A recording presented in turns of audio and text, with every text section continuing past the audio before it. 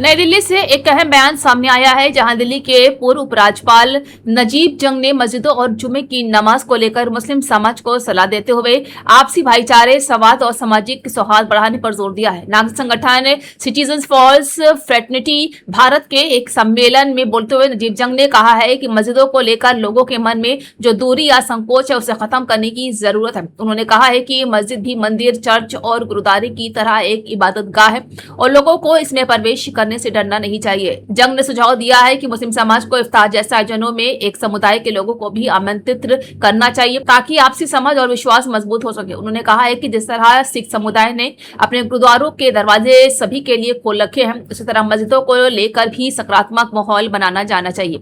वहीं जुमे की नमाज को लेकर चलने वाले विवादों पर अपनी राय रखते हुए नजीब जंग ने कहा कि शुक्रवार की नमाज में सामान्यतः लगभग 20 मिनट का समय लगता है, लेकिन यदि इससे किसी अन्य व्यक्ति या समुदाय को असुविधा होती है तो नमाज के समय में आवश्यकता अनुसार बदलाव या अलग अलग शिफ्ट में नमाज पढ़ने जैसे विकल्पों पर विचार किया जा सकता है। उन्होंने यह भी स्पष्ट किया है कि भारत में बढ़ते ध्रुवीकरण और समुदायों के बीच अविश्वास को कम करने की आवश्यकता है। उनके अनुसार मुसलमानों को असुरक्षा की भावना से बाहर निकलना चाहिए और यही मानना चाहिए कि किसी के घर में देवी देवताओं की तस्वीर होने से देश का चरित्र बदल जाता है। उन्होंने कहा है कि सभी समुदायों को एक दूसरे की धार्मिक भावनाओं का सम्मान करते हुए संवाद और सहयोग का रास्ता अपनाना चाहिए। सम्मेलन में मौजूद अन्य वक्ताओं ने भी धार्मिक आयोजन के दौरान संवेदनशील और सहिष्णुता की आवश्यकता पर बल दिया। नजीब जंग का यह बयान ऐसे समय आया है जब देश के विभिन्न हिस्सों में सार्वजनिक के स्थानों पर नमाज, धार्मिक जुलूसों और सामुदायिक आयोजनों को लेकर बहस जारी है। बिजनौर में आयोजित एक कार्यक्रम के दौरान उत्तर प्रदेश के मुख्यमंत्री योगी आदित्यनाथ ने गाय को लेकर बड़ा बयान देते हुए उन मौलानाओं पर तीखा हमला बोला जिन्होंने हाल ही में गाय को राष्ट्रीय पशु घोषित करने की मांग उठाई थी। मुख्यमंत्री योगी आदित्यनाथ ने कहा कि गाय हिंदू समाज के लिए माता के समान है और उसे सम्मान देने के लिए किसी सरकारी घोषणा या प्रमाण पत्र की आवश्यकता नहीं है। उन्होंने कहा है कि सनातन परंपरा में गाय का स्थान सदियों से पूजनीय रहा है और उसकी महत्ता किसी राजनीतिक या प्रशासनिक फैसले की मोहताज नहीं। योगी आदित्यनाथ ने अपने संबोधन में यह भी कहा कि कुछ लोग गाय के महत्व को समझे बिना केवल राजनीतिक बयानबाजी ही कर रहे हैं। तो वहीं असदुद्दीन ओवैसी की पार्टी AIM ने भी योगी आदित्यनाथ के बयान पर सवाल खड़े करते हुए कहा कि अगर मुस्लिम धर्मगुरुओं ने गाय को राष्ट्रीय पशु बनाने की मांग की है तो उसे सकारात्मक दृष्टिकोण से देखा जाना चाहिए, न कि राजनीतिक हमले का विषय बनाना चाहिए। इस पूरे विवाद के बाद सोशल मीडिया पर भी बहस छिड़ गई है, जहां एक तरफ मुख्यमंत्री के बयान का समर्थन कर रहे हैं तो दूसरी तरफ वर्ग से राजनीतिक ध्रुवीकरण से जोड़कर भी देख रहा है। तमाम मौलवी और मौलाना इस समय एक बयान दे रहे हैं, कह रहे हैं गाय को राष्ट्रीय पशु घोषित करो।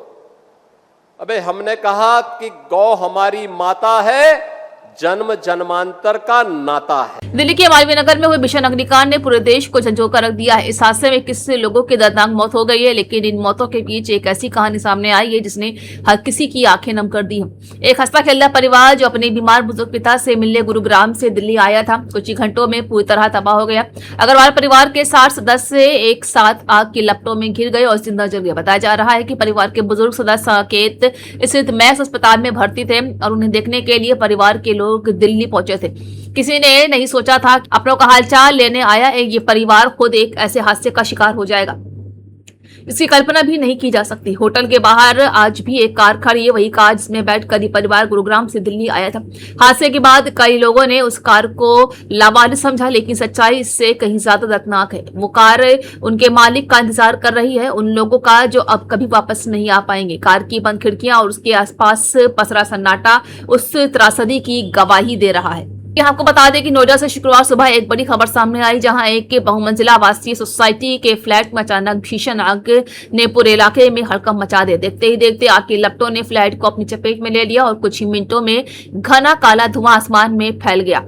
धुएं का गुब्बार इतना बड़ा था कि कई किलोमीटर दूर से भी साफ दिखाई दे रहा था। घटना की जानकारी मिलते ही सोसाइटी में रहने वाले लोगों के बीच अफरा-तफरी मच गई।